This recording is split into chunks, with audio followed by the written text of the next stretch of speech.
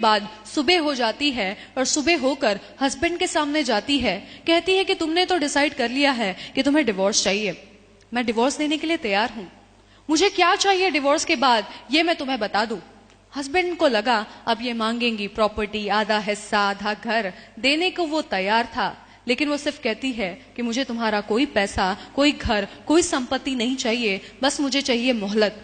मेरे बच्चे की अभी एग्जाम्स है आने वाले 3 महीनों के अंदर, तो मैं अभी उस पर कोई बुरा इफेक्ट नहीं लाना चाहती, बिकॉज अब वो डिवोर्स की न्यूज सुनेगा तो उसकी पेपर्स खराब हो सकते हैं, उसका साल बिगड़ सकता है। तो एक काम करिए, 3 महीने तक आपको मैं डिवोर्स नहीं देने वाली, यह मोहलत मुझे दीजिए, और दूसरी शर्त यह है कि ये 3 महीने में आप मेरे साथ उसी तरह रहेंगे जैसे कि तब रहे थे कि जब हमारी शादी हुई थी। हमारी जब शादी हुई थी तब आप अपनी गोद में उठाकर इस दरवाजे से मुझे अंदर लेकर आए थे।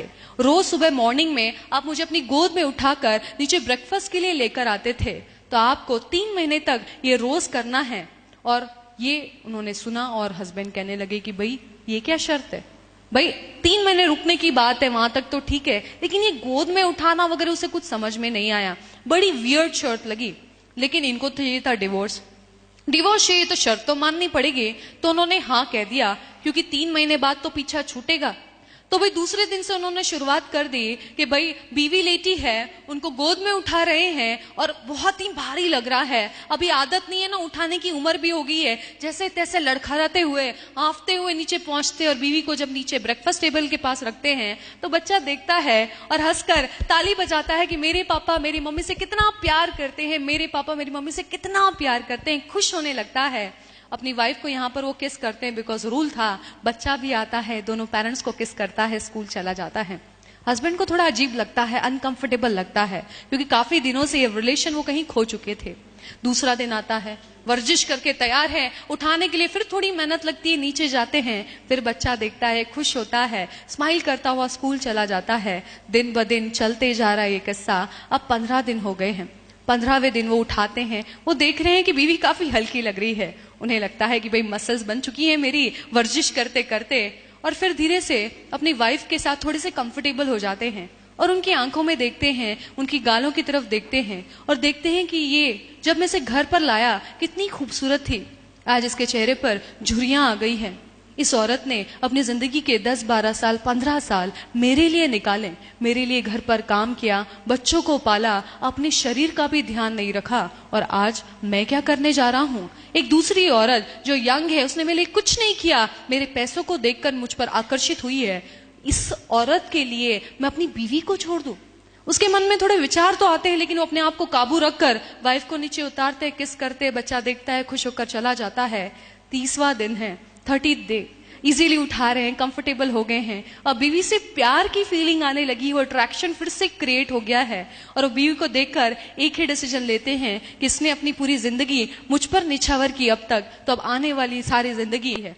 तो भी ये खुशी खुशी घर आते हैं क्योंकि उन्हें अपना सच्चा प्यार मिल गया है। घर पर आते हैं, वाइफ के पास जाते हैं, वो देखते हैं कि वाइफ इस वक्त दोपहर के वक्त बेड पर क्यों लेटी है। वो जाते हैं वाइफ के पास फ्लावर्स लेकर उसे खुशखबरी सुनाने के लिए, लेकिन जब वाइफ के पास जाते हैं उसके शरीर का रंग बदल चुका है। उसकी नब्ज चेक करते हैं तो पता चलता है वाइफ मर चुकी है। वाइफ के पास ही एक फाइल पड़ी हुई है, वो फाइल थी कि जिसमें लिखा था कि रिपोर्ट से ये उसके वाइफ की, उसकी वाइफ को कैंसर हो गया था। घर परिवार की परवरिश करते हुए उसे कब कैंसर हुआ, अपने पति को वो उस दिन यही बताना चाहती थी कि मुझे कैंसर हो गया है, लेकिन पति ने डिवोर्स की न्यूज रखी।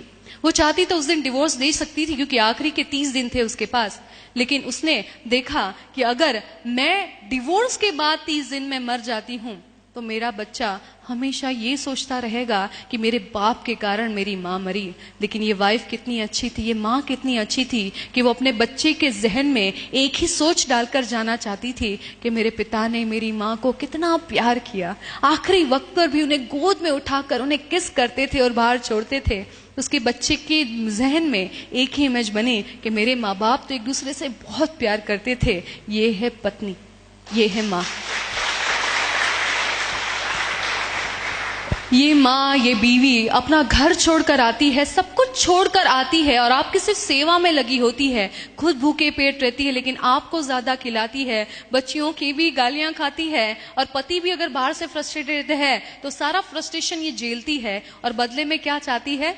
कपड़े भी लेने होंगे ना तो पहले आपके लेती है, खाना भी खिलाना होता है तो आपको खिलाती है। इनको कोई छुट्टी नहीं मिलती, 365 दिन ये काम करते रहते हैं, इनको कोई हॉलीडेज नहीं होते।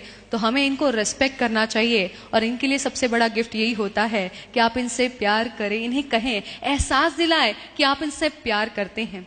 तो अपनी वाइफ को या अपनी माँ को आज आई लव यू कहना मत भूलिएगा। उनके लिए यही काफी है कि आप उनसे प्यार करते हैं, इससे ज्यादा वो आपसे कुछ नहीं मांगती।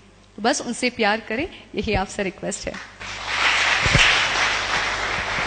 और बच्चों